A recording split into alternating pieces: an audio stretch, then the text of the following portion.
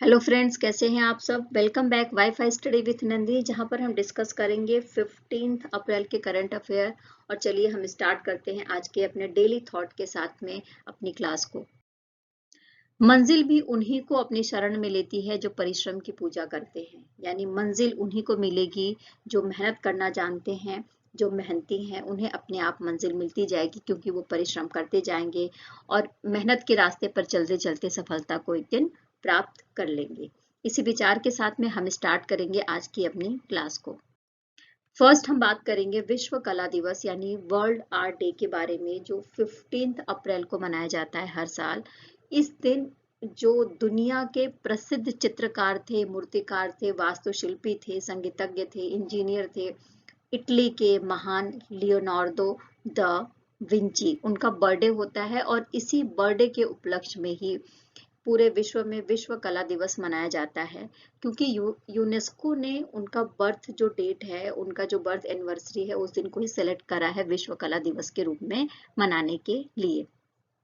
पहली बार कब मनाया गया था? तो पहली बार विश्व कला दिवस 2012 में मनाया गया था। देखिए, 15 अप्रैल को हम सेना के दक्षिणी पश्चिमी कमान दिवस के रूप में मनाते हैं। जो सेना का, हमारी भारतीय सेना का जो दक्षिणी पश्चिमी कमान है, उसको स्टैब्लिश किया गया था 15 अप्रैल 2005 को, और 15 अगस्त से इसने अपना काम करना स्टार्ट कर दिया था। इसको हम सप्तशती के नाम से जानते हैं और इसका आदर्श वाक्य क्या है? हमेशा विजय। इसका मुख्यालय हमें राजस्थान के जयपुर में देखने को मिलेगा।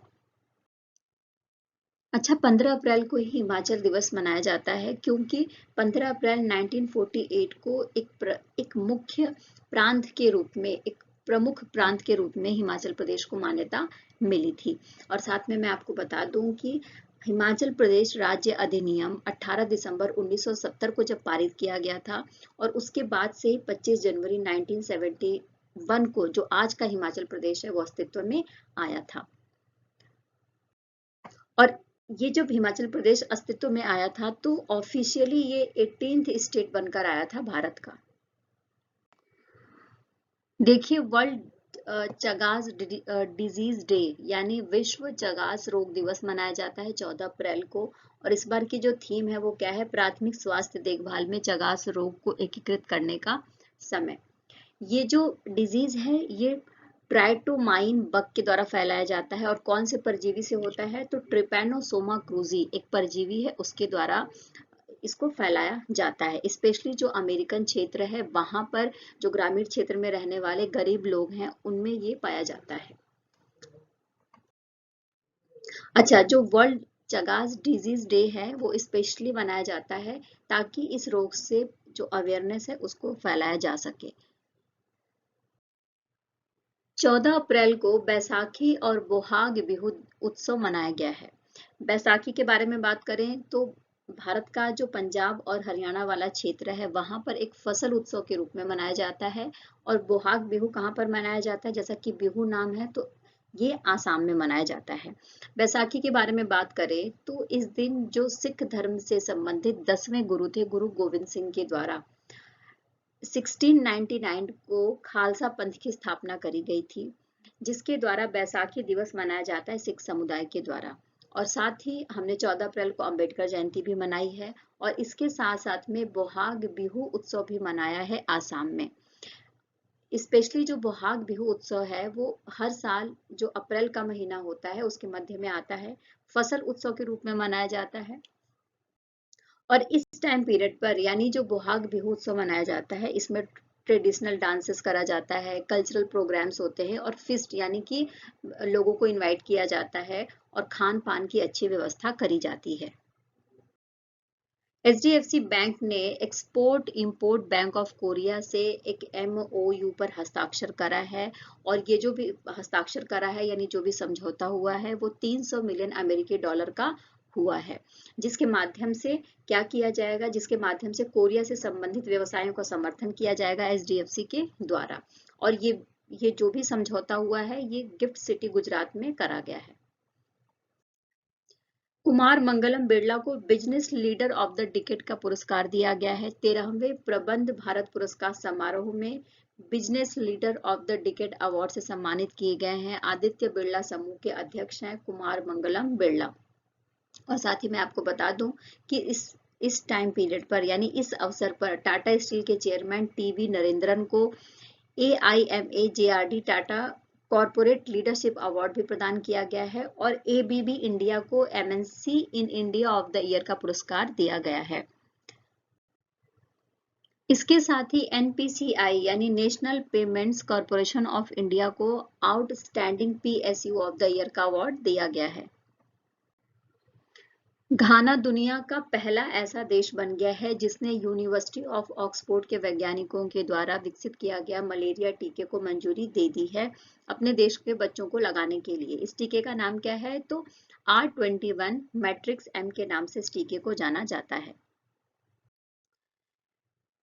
अच्छा, अब हम बात कर रहे हैं अमेरिका के न्यूयॉर्क शहर के बारे में जिसने कैथलीन कोराडी को अपना उद्घाटन रेड जार नियुक्त किया है। किस लिए नियुक्त किया है वो देख लेते हैं। तो चूहों की बढ़ती आबादी से निपटने के लिए पहला रेड जार नियुक्त किया गया है कैथलीन कोराडी को। कहां पर? अमेरिका के न्यूयॉर्क में। नेक्स्ट न्यूज है नेशनल स्टॉक एक्सचेंज से जिसकी एक ब्रांच है जिसका नाम है NSE इंडिसेज लिमिटेड। इसने देश का पहला रियल एस्टेट निवेश ट्रस्ट और इंफ्रास्ट्रक्चर निवेश ट्रस्ट इंडेक्स लॉन्च करा है। और इसका उद्देश्य क्या है? तो इसका उद्देश्य यह है कि रियल एस्टेट या इंफ्रास्ट्रक्चर जो संपत्ति है उसका मालिकाना हक प्रदान किया जाए। इस उद्देश्य से ही ये दोनों इंडेक्स लॉन्च किया गया है NSE की जो ब्रांच है NSE इंडिसेज लिमिटेड के द्वारा। देखिए, भारत पहली वैश्विक बौद्ध सम्मेलन की मेजबानी कर रहा है और ये कहां पर होगा? तो नई दिल्ली में ऑर्गेनाइज करा जाएगा भारत के द्वारा, जिसमें दुनिया भर के बौद्ध समुदाय से रिलेटेड जो नेता हैं, विद्वान हैं, वो भाग लेंगे और जो विश्व के प्रमुख समस्याएं हैं, मुद्दे हैं, उन पर बातचीत करी जाएगी और उन पर बौद्ध शिक्षाओं के माध्यम से, बौद्ध प्रथाओं के माध्यम से किस तरीके से समस्याओं का समाधान किया जा सकता है, इन बातों पर भी चर्चा होगी। अब खबर है व्हाट्सएप से। व्हाट्सएप जैसा कि हम सबको पता है कि एक इंस्टेंट मैसेजिंग प्लेटफॉर्म है। ये क्या कर रहा है? स्टे सेफ विथ व्हाट्सएप एक इनिशिएटिव लेकर आ रहा है, एक अभियान लेकर आ रहा है जिसके तहत क्या किया जाएगा? तो जो कस्टमर हैं, जो यूजर्स हैं, उनको प्रोडक्ट फीचर्स और सुरक्षा टूल्स के बारे में जानकारी दी जाएगी और ये अभियान 3 महीने तक चलाया जाएगा। ये इसलिए स्टार्ट किया गया है क्योंकि जैसा हम सब देख रहे हैं कि अब ऑनलाइन घोटाले हो रहे हैं, धोखाधड़ी हो रही है, अकाउंट से छेड़छाड़ किया जा रहा है, तो उससे निपटने के लिए, यूजर्स को बचाने के लिए ये एक इनिशिएटिव चलाया जा रहा है व्हाट्सएप के द्वारा। SBI के द्वारा एक बुक लॉन्च करी गई है जिसका नाम है the banker to every Indian. ये एक कॉफी टेबल बुक है और SBI के द्वारा लॉन्च करी गई है। SBI का मुख्यालय कहाँ है? तो महाराष्ट्र के मुंबई में है। इस SBI को स्थापित कब किया गया था? तो 1955 में स्थापित किया गया था। SBI ने इस बुक में 1947 के बाद में जो कुछ भी देश में काम किया है, जिस तरीके से देश के विकास में योगदान दिया है, उन सभी बातों को इस बुक में बताया है। अब एक बुक लिखी गई है the great bank robbery NPS scammed and the future of regulation. इस पुस्तक का विमोचन किया गया है और ये बुक लिखी गई है V पट्टाभिराम के द्वारा। V पट्टाभिराम एक चार्टर्ड अकाउंटेंट है, चेन्नई से रिलेट करते हैं, एक लेखक भी हैं, सार्वजनिक वक्ता भी हैं और शिक्षक भी हैं। इनके द्वारा ये बुक लिखी गई है जिसमें 1947 में के बाद जब भारत आजाद हुआ था तो उसके बाद से जो भी 11 घोटाले हुए हैं, 11 स्कैम हुए हैं, उसके बारे में इस बुक में जानकारी हमें देखने को मिलती है। तुर्की का पहला aircraft carrier unmanned air wing मिल गया है जिसका नाम क्या है? जिसका नाम है TCG अनाडोलो जिसका नाम है और ये दुनिया का पहला ऐसा एयर विंग का आविष्कार किया गया है जो प्रमुख रूप से अनमैन्ड विमानों से बना हुआ है। और ये किसकी तरह है? तो ये स्पेन के फ्लैगशिप जुआन कार्लोस पर आधारित है जो स्पेशली अनमैन्ड था। तो तुर्की का पहला aircraft carrier unmanned air wing की मेजबानी करेगा तुर्की, ऐसी बात कही गई है। Turkey's first aircraft carrier to host unmanned air wing. देखिए, फिलीपींस और अमेरिका की जो बीच में सैन्य अभ्यास किया जा रहा है और इस सैन्य अभ्यास का नाम क्या है? बालिकाटन सैन्य अभ्यास। ये सैन्य अभ्यास स्पेशली चीन से मुकाबला करने के लिए करा जा रहा है, जिसमें 18,000 सैनिक भाग लेंगे। और ये कहाँ पर किया जाएगा? तो ये फिलीपींस के लुजोन के फिलीपीन द्वीप पर किया जाएगा। और साथ में मैं आपको बता दूं कि फिलीपींस के राष्ट्रपति कौन है, तो वो है फर्डिनेंड मार्कोस। हमारे यूनियन मिनिस्टर हैं केंद्रीय जो हमारे यूनियन मिनिस्टर हैं मत्स्य पालन, पशुपालन और डेयरी मंत्री, जिनका नाम है श्री पुरुषोत्तम रुपाला। उनके द्वारा 2 इनिशिएटिव या 2 प्रोग्राम स्टार्ट किए गए हैं पशुओं के स्वास्थ्य की देखभाल से रिलेटेड। वो कौन कौन से देख लेते हैं। तो पशु महामारी तैयारी पहल, और दूसरा है पशु स्वास्थ्य प्रणाली एक स्वास्थ्य के लिए समर्थन। ये दोनों अभियान या दोनों इनिशिएटिव स्टार्ट किए गए हैं इनके द्वारा।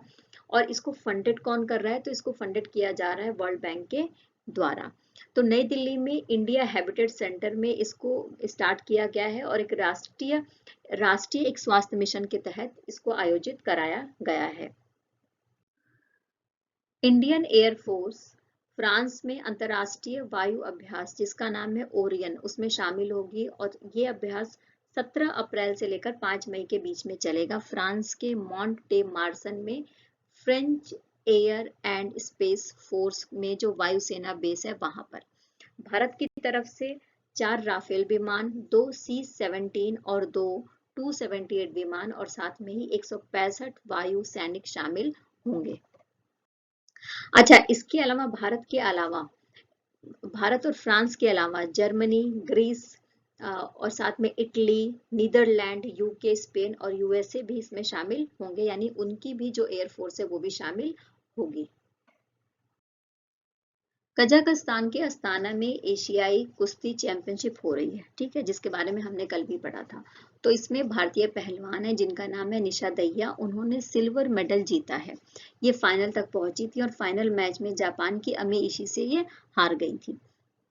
अच्छा, इसी यहीं पर 76 किलोग्राम वर्ग में जो भारतीय पहलवान है प्रिया मलिक, इन्होंने कांस्य पदक जीता है। और पहली बार एशियाई कुश्ती चैंपियनशिप कब हुई थी? तो ईरान के तेहरान में हुई थी 1979 को, जिसके बारे में हमने कल भी अच्छे से पढ़ा था। अच्छा, इसमें एशियाई कुश्ती चैंपियनशिप की एक और न्यूज है जिसमें अमन शहरावत के बारे में बात करेंगे, जिन्होंने स्वर्ण पदक जीता है। और 2023 का एशियाई कुश्ती चैंपियनशिप में भारत का 57 किलोग्राम फ्री स्टाइल श्रेणी में ये पहला स्वर्ण पदक है जो जीता गया है पहलवान अमन सहरावत के द्वारा। और साथ ही आपको बता दूं कि अभी तक जो एशियाई कुश्ती चैंपियनशिप चल रही है 2023 में, अभी तक भारत ने कुल 13 पदक जीते हैं।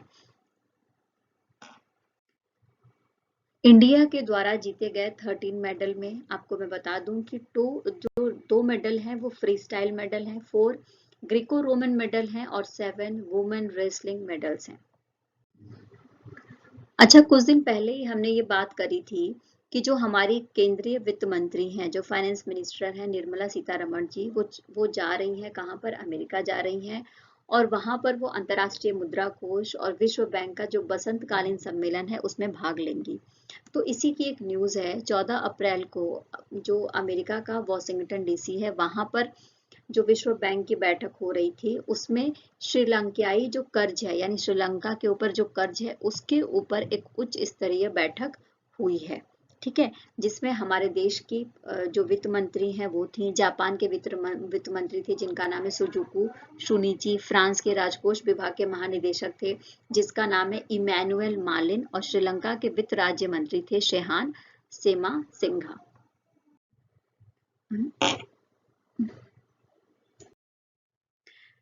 अंतर्राष्ट्रीय मुद्रा कोष के बारे में बात करें तो इसकी स्थापना 1944 को करी गई थी, लेकिन इसने दिसंबर 1945 से ये औपचारिक रूप से अपने अस्तित्व में आया था। इसके सदस्य देशों की संख्या कितनी है? तो 190 है। भारत 27 दिसंबर 1945 को IMF का सदस्य बना था। इसका मुख्यालय हमें वॉशिंगटन डीसी में देखने को मिलेगा। विश्व बैंक के बारे में बात करें तो इसकी स्थापना 1944 को करी गई थी। IMF के साथ मिलकर विकास करने के लिए एक अंतर्राष्ट्रीय बैंक के रूप में इसको स्थापित किया गया था और पहले इसको IBRD के नाम से जाना जाता था। बाद में इसे विश्व बैंक बना दिया गया, यानी वर्ल्ड बैंक बना दिया गया था। इसका मुख्यालय वॉशिंगटन डीसी में देखने को मिलेगा और इस समय प्रेजेंट टाइम में इसके सदस्य देशों की संख्या कितनी है? तो 189 है। एससीओ युवा लेखकों का 2 दिवसीय सम्मेलन नई दिल्ली में संपन्न हुआ है। एससीओ मतलब एशियाई कॉरपोरेशन ऑर्गेनाइजेशन के बारे में बात हो रही है। जैसा कि हम सबको पता है कि भारत G20 के साथ साथ में एससीओ यानी शंघाई कॉरपोरेशन ऑर्गेनाइजेशन की भी जो बैठकें हैं उसको आयोजित करा रहा है, क्योंकि शंघाई कॉरपोरेशन ऑर्गेनाइजेशन का इस समय भारत अध्यक्ष है। तो ये 2 दिन तक चला है सम्मेलन। कहाँ पर चला है? नई दिल्ली में चला है और एससीओ युवा लेखकों का सम्मेलन है। और इस जो लास्ट डे था यानी जो 13 अप्रैल था, उसमें विदेश और शिक्षा राज्य मंत्री जिनका नाम है राजकुमार रंजन सिंह, ये मुख्य अतिथि के रूप में शामिल हुए थे। और इसके साथ साथ में ये जो इस समय की थीम थी वो क्या थी? एससीओ सदस्य देशों के बीच में सभ्यागत संवाद। शिक्षा मंत्रालय के साथ में जो नई दिल्ली में लीला पैलेस में इसको आयोजित किया गया था, शिक्षा मंत्रालय के साथ साथ में जो नेशनल बुक ट्रस्ट है उसने इस आयोजन को क्रियान्वित करवाया था। जिन विषयों पर फोकस किया गया वो history, philosophy, economy, religion, culture, literature.